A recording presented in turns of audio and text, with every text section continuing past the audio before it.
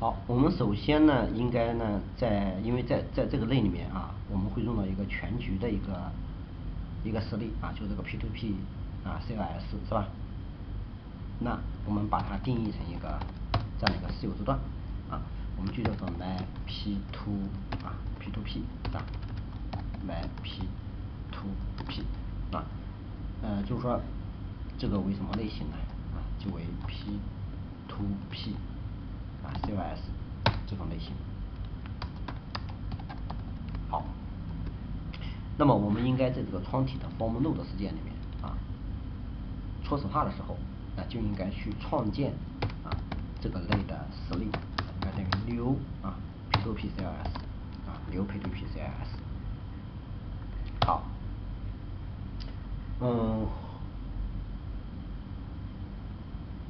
那么我们知道，当这个窗体呢，刚开始加载的时候，是吧？刚开始加载的时候，那我们就要开启服务器端的监听啊。那么开启服务器端的监听呢，实际上呢就是调用这个方法啊，来 P2P 的它的这个 thread 啊 thread to listener 这个方法来开启我们的监听，是吧？就是开启服务器端的监听操作开启服务器端的监听。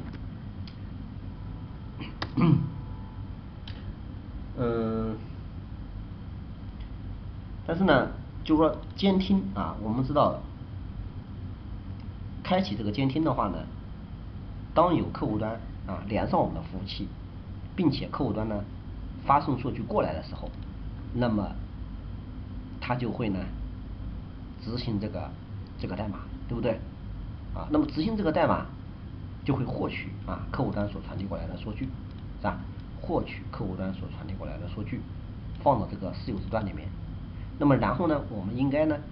去把这个数据去通过调用这个事件，是吧？那么来显示在我们的界面上所以说这里呢，我们应该呢就是说在这个 form node 事件里面，那么要给它一个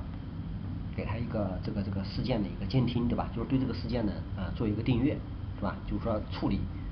当服务器端接受到客户端传递过来的数据并且成功之后，那么要做什么事情，是吧？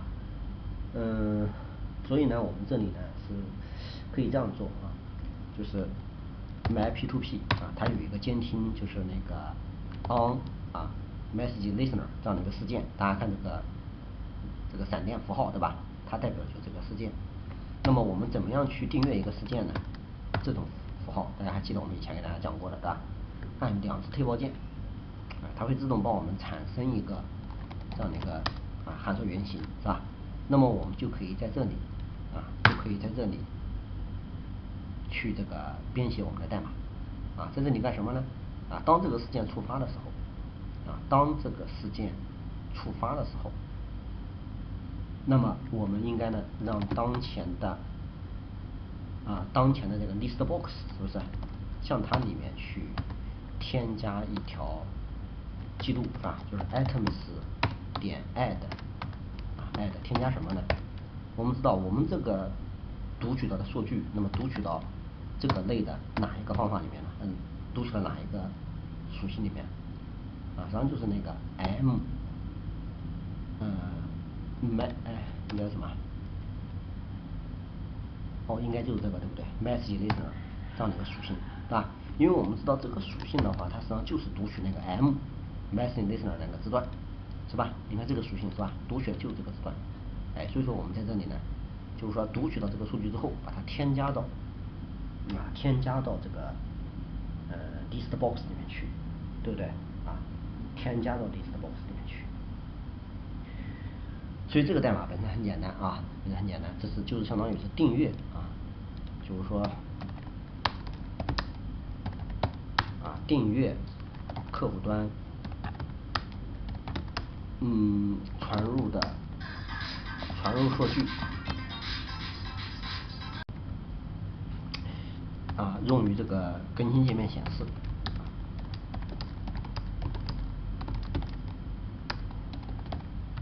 用于更新界面显示。好，这是 form node 事件啊 ，form node 事件。好，那么当我们点击连接的时候啊，相当于是客户端啊和服务器端连接，是吧？客户端和服务器端连接。那么这里呢，我们呢，那实际上我们首先应该获取这个，就是说我们这个是我们的服务器的这个，相当于是服务器的域名或者是 IP 地址啊，这个是我们的昵称啊，就是说给这个客户端啊连接的这个起一个名称是吧？起个标志啊，这里呢我们可以这样啊，就是继续调用啊，就是说首先获取这个服务端的名称 server name 等于 txt server name 点 text 点 trim 啊，然后呢我们去调用 MyP2P 的这个contact to remote 这个方法去连接我们的服务器的名称连接我们的服务器那么如果连接成功的话那如果连接不成功的话我们最好给一个提示这个提示呢我们就直接显示在我们的下面的这个文本框上txt 这个我们看显示在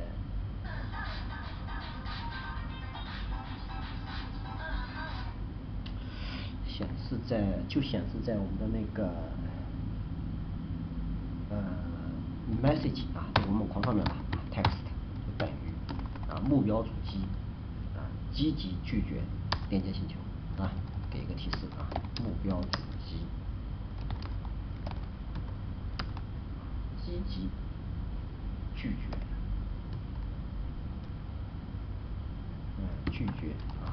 连接请求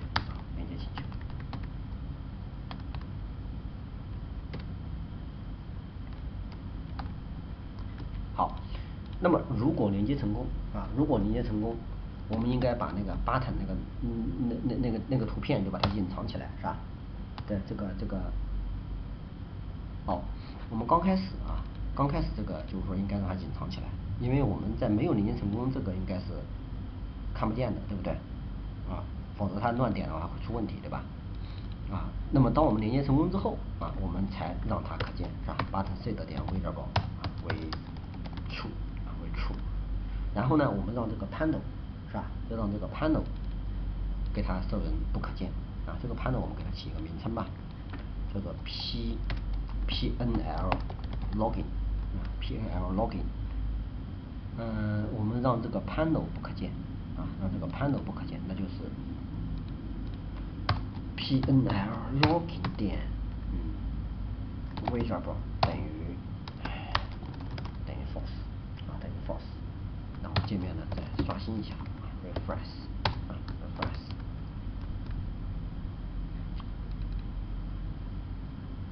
这是我们连接连接。好，那么这个连接我们说完了那么这个地方还有一个连接这个连接干什么用的呢？这个连接就是假如说我们已经连接上了由于某种原因假如说突然断掉了由于网络原因吧，或者说对方下线那么突然断掉了，但是后来对方又上线了，那我现在呢又想再次连接它，那这个该怎么办呢？对不对？因为我们这个 panel 已经隐藏起来了，是吧？所以说这个时候呢，我们可以再次点击连接，把这个登录的这样的一个界面呢，把它给调出来，是吧？所以说这个连接呢，它实际上主要起到就是说去把这个 panel 调出来的时候，它并不是起到一个真正连接数据的时候这个大家注意。所以我们可以这样去写就是 panel login 点 visible 那么就等于这个not panel login 点 visible 什么意思呢？就是说如果是吧这个窗体可见的话，那我们就让这个窗体不可见，是吧？如果这个窗体不可见，那我们就让这个窗体可见这个最好这样就是说如果说当前呢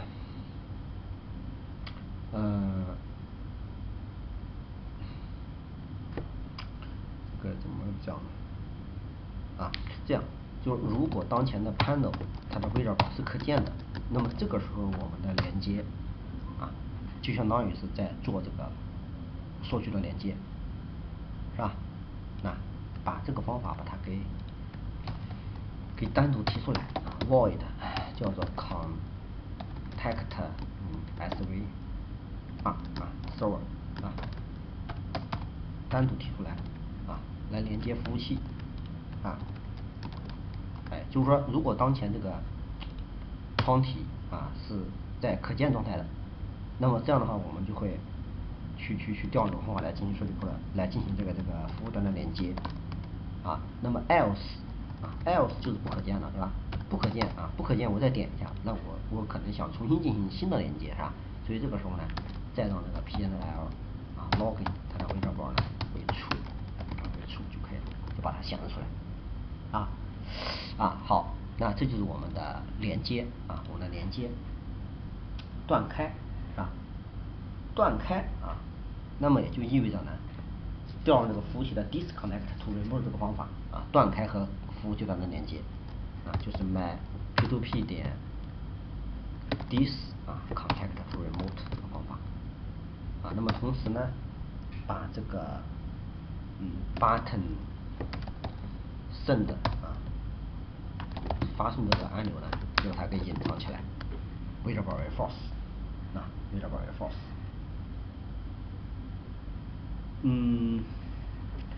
那么还有一个就是退出，是吧？还有一个就是退出。退出的话呢，那么为了确保我们这个应用程序能够退出，因为我们后台有个多线程那么通常情况下，我们即使主线程退出了，那么后台这个线程如果说它没有结束的话，那么它也不会正常退出因为这个它的优先级呢是由这种操作系统来决定的也就是说操作系统会来决定那么它究竟能不能够真正退出所以说为了确保我们能够退出我们这个代码还要多写几句就是首先当前这个窗体关闭，当前这个窗体关闭呢，只相当于是主线程关闭。但是子线程如果说操作系统检查它还正在执行的话，那么它可能会等到它执行完成之后才会真正退出所以这个为了确保我们的子线程也要能够正常退出所以我们呢应该调用这个 myp2p 的这个 dis 这个 disappointme 这个方法把所有的线程呢结束掉那么还有一个呢，把当前我们这个类把它置为 none， 让垃圾回收机制立即回收它。那么然后呢，强制调用 application exit 让整个的 application 呢完全退出所以加上这样的一些操作那么能够确保我们的程序呢能够正常的退出正常的退出。好，那么最后一个呢就是这个发送是吧？就这个发送的代码这个发送那实际上就是客户端向服务端呢去发送数据了所以这个地方我们还是要去做一个检查是吧？就是首先呢我们判断，因为我们不允许发送数据为空，对不对所以说我们首先判断 tmessage 点 text 点 trim 那么如果等于空是吧？那我们会给一个提示吧message message box show 发送消息不允许为空不允许为空caption 为这个 P2P 聊天系统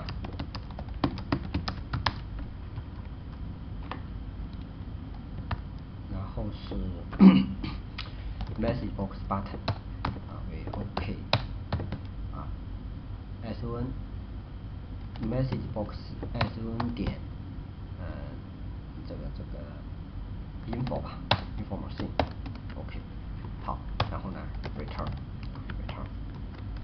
让这个文本框呢获得焦点txt message 点 focus focus 然后 return false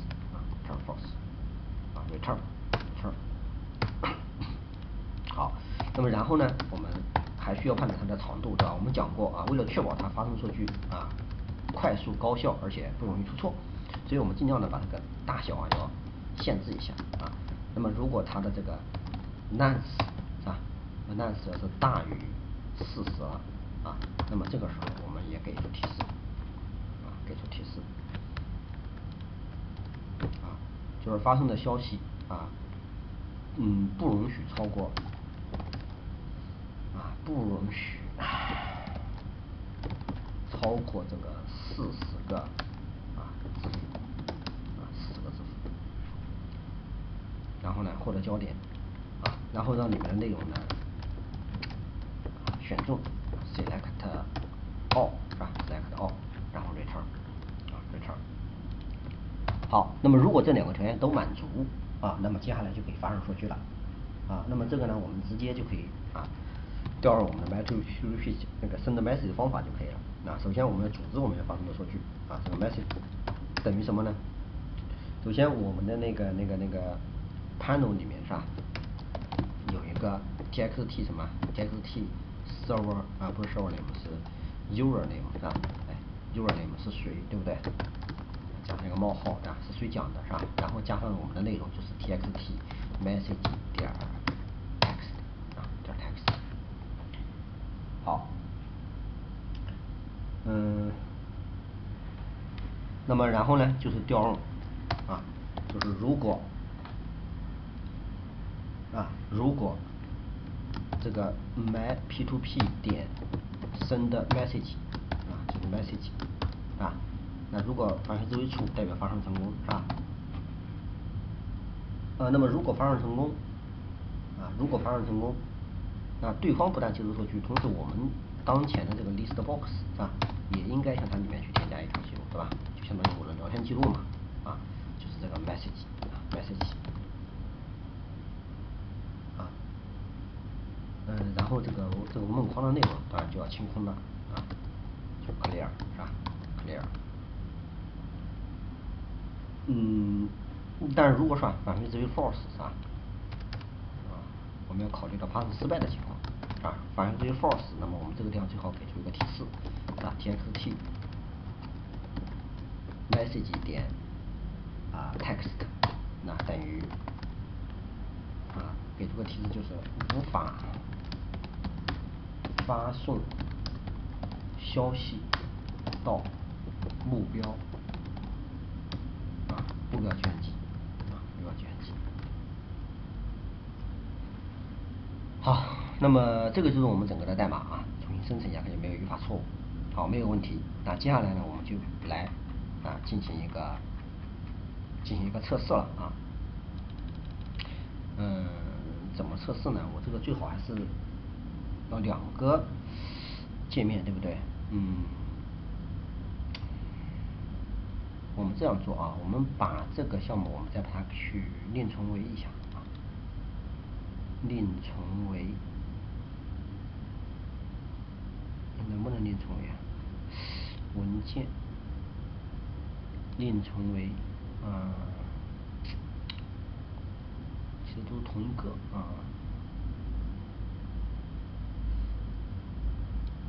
叫做 P2P server 吧P2P server。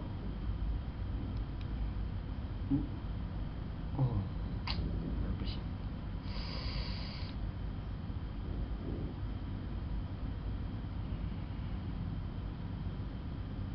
我们这样，就主要是为了演示否则的话没有必要这样做。我们这里是 P2P chat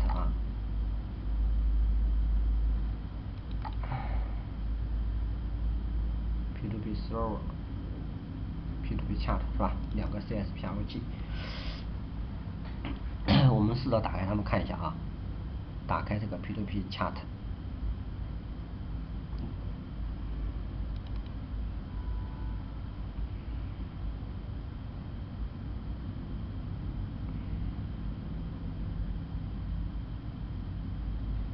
现在这个是 P2P server 是吧？这个 P2P chat， 我们就可以理解为2个，就是这是 A， 这是这个我的这台计算机是吧？上面的这样的一个聊天软件啊，这是另外一台计算机上面的聊天软件，对吧？好，现在我们这两个计算机呢来进行这个聊天，是吧？两个软件来进行聊天。好，这是我的啊，那这是另外一台机器上的。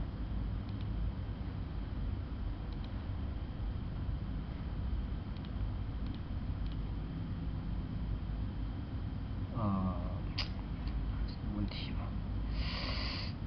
？7788，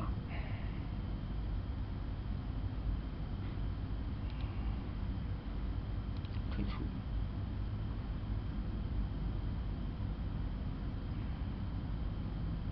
那因为我们两个启用的都是一样的，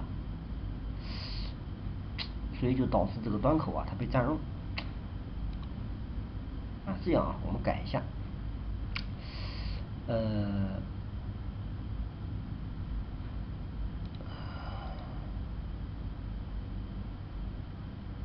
我们把这个复制一下吧。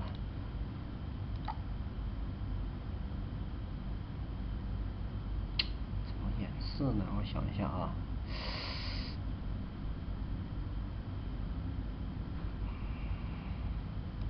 整个代码再复制一份，复制到这里粘贴。然后呢，这个叫做 P2P server，P2P server。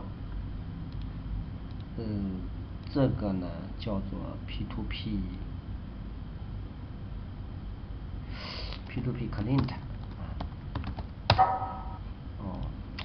都关掉。好，这个叫做 P2P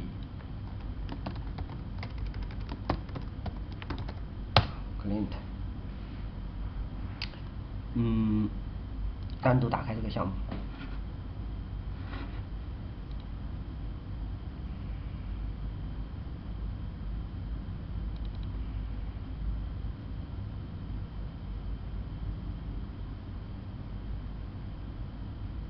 把它改一下名，重命名就叫 P2P， 这是我们的 P2P client， 对吧？这个也叫做 P2P client 吧。这个解决方案叫做 P2P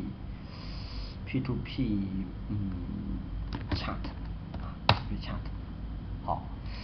然后在这里呢，我再去添加我的新现有项目，那就是 P2P server，P2P server 这个我就删掉了。好，打开 P2P server。好，我们纯粹的就是相当于是演示一下这两个客户端啊。那这个这个 server 它在这个端口去监听客户端请求那么去连接服务器端这个端口那么所以呢，这个重新生成一下吧。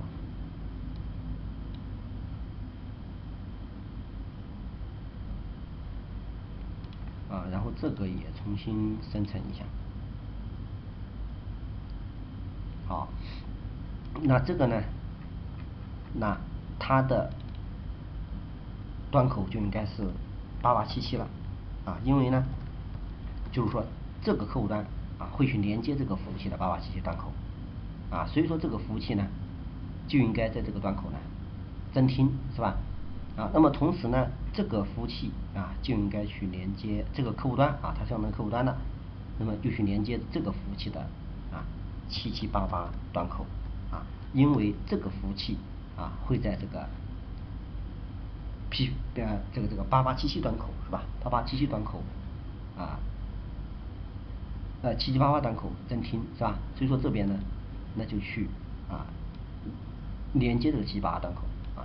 所以这个client server 还是有点不是很贴切这个因为他们不存在客户端服务端概念它本身既是客户端又是服务器端所以我们干脆叫 P2P 1是吧？然后呢 P2P 2可能会更加的贴切一点啊，重新生成，重新生成，好，整个解决方案重新生成，好 ，OK， 好，那现在呢，我们就可以来测试了啊 ，P2P1，好，那然后呢，我们再运行这个思维启动项，设备启动，双。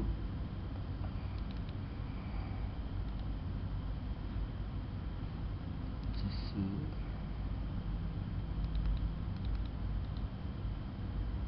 怎么思维启动项呢？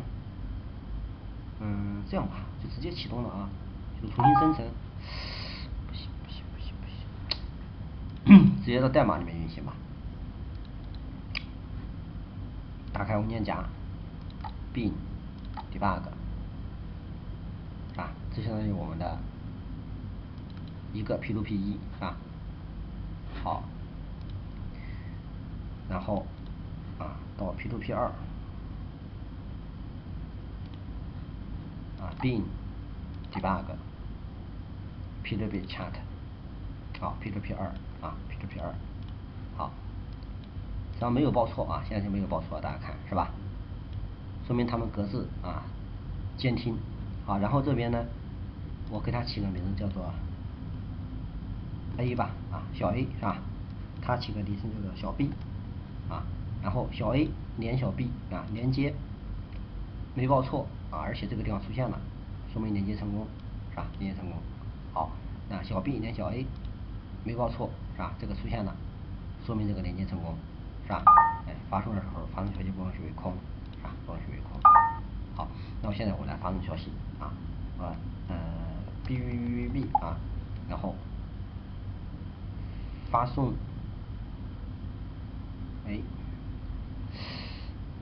这个这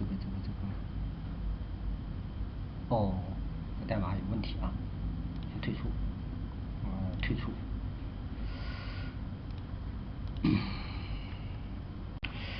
这个地方我们肯定是有个地方出错了一个个来改。首先这边发送的时候是吧？那么这个应该是它的 text 对吧？text 重新生成一下，重新生成。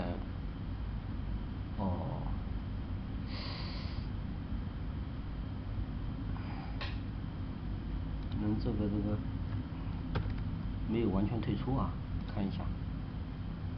P2P chat 结束进程是 P2P chat。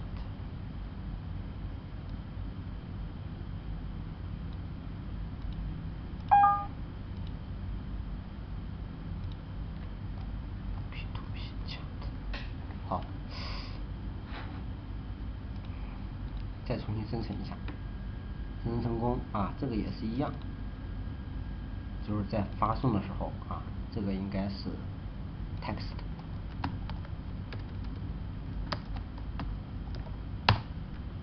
好，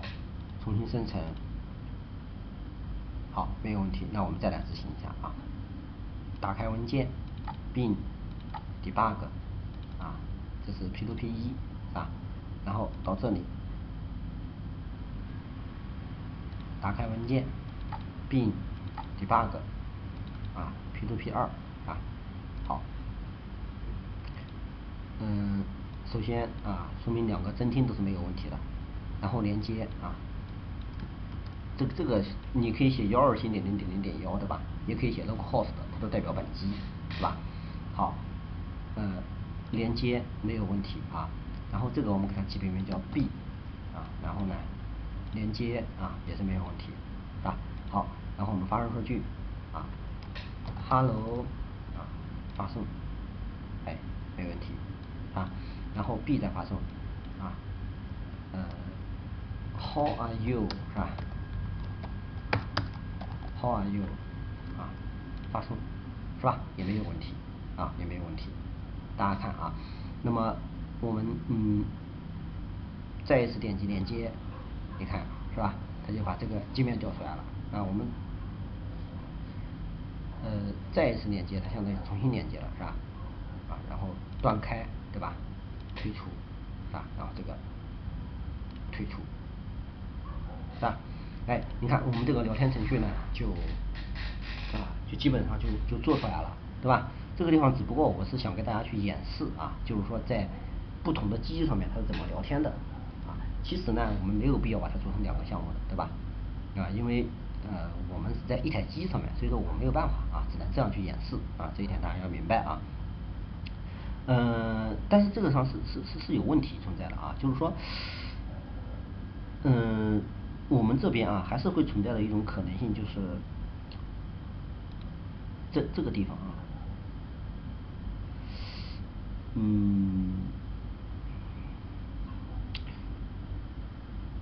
就是说我们这个地方有一个事件，对吧？就是 P2P CLS 啊，这里面有一个事件就是 on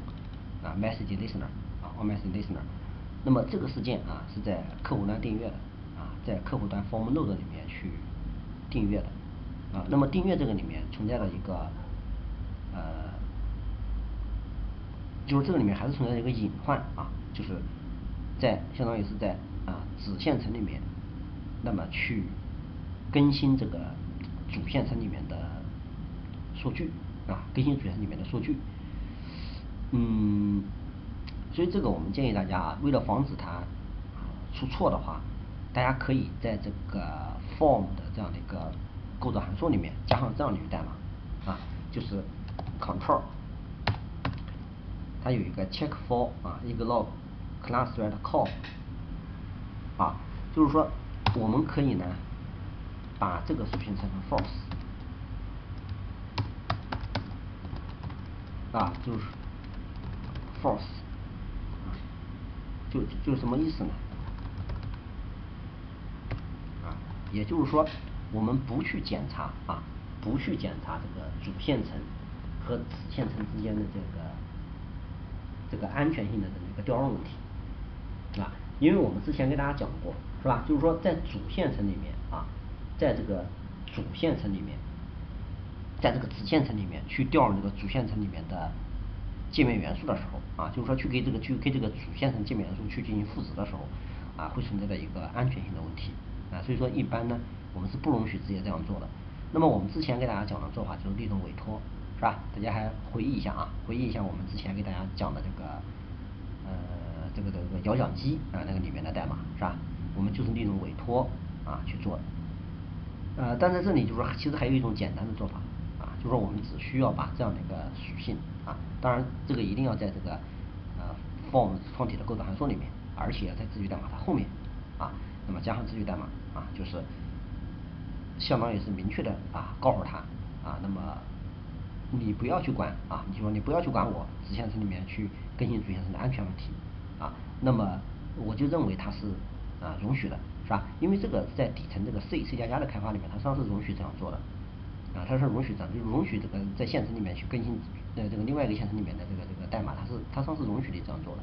那么只不过呢 Java 和这个 C# 它都认为这种做法是危险的，所以说它人为的那么限制了这一点所以说在这个点代层里面，我们可以通过这样的一句代码，那么就可以解除这个限制所以这里呢，为了确保不会报错，我们可以呢加上这句代码加上这句代码，大家明白就这个代码是什么意思这个就确保它不会出错。另外我们这个代码还有要完善的地方就是说大家注意到就是说我们关闭之后，我们每一次重新生成的时候，大家会发现它总是报这个错报这个错实际上是说明这个程序没有真正结束，也就是由于线程没有这个运行完成所导致的。我检查了一下其实发现这个问题这个我们这个代码没有写，是吧？送访资源这个代码没有写我们应该把它去写一下就是说这样去写一下为什么要加个 check catch 呢？因为我们会强制停止这个线程正在运行的线程如果强制停止的话，这个里会报一个错所以说我们让它去产生一个亚异常这个错是正常的。所以首先我们应该去把这个就是说监听设为 false 就是说我们都已经服务器都已经停止了，不存在监听了那么另外一个呢，把这个 is connected is connected 也置为 false 就是说也不存在连接了，对不对那么还有就是把这个线程也应该把它给强制结束就 ls thread 把它给强制结束然后呢把这几个 socket 那么客户端的就是说这个服务器端的监听的这个 socket 把它给停止然后这个 socket 也给这个停止那么还有这个 TCP listener TCP 这个 client 那么也可以呢强制关闭所以说我们在这个DPowerMe 这个代码里面我们做了这么多的事情之前这个代码忘记写了所以这个这个里面也是一样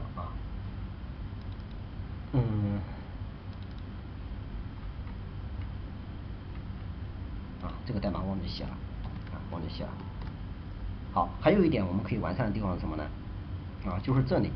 这个地方这个委托大家想一下，这个委托更好的办法我们应该代参因为这个参数呢是由我们这边呢就是说传递过去的是吧是由这个传递过去的对吧所以呢我们这边可以怎么样呢去定一个参数是 message 好，那这样的话这边要定义参数那么这边传递的时候就要传递参数了这个参数就是这个字了就这个字了好，那么这个客户端委托的定义那么也要发生变化了，在 form node 的世界里这个委托那它也是要代参了，对不对也是要代参了然后呢那么直接向它里面去添加这个参数就可以了所以说代码这样写才是比较规范的比较规范的写法好那我们整个的再重新生成一下你看就这个问题刚才运行的然后实际上并没有真正结束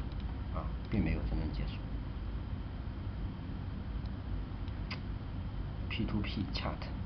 P2P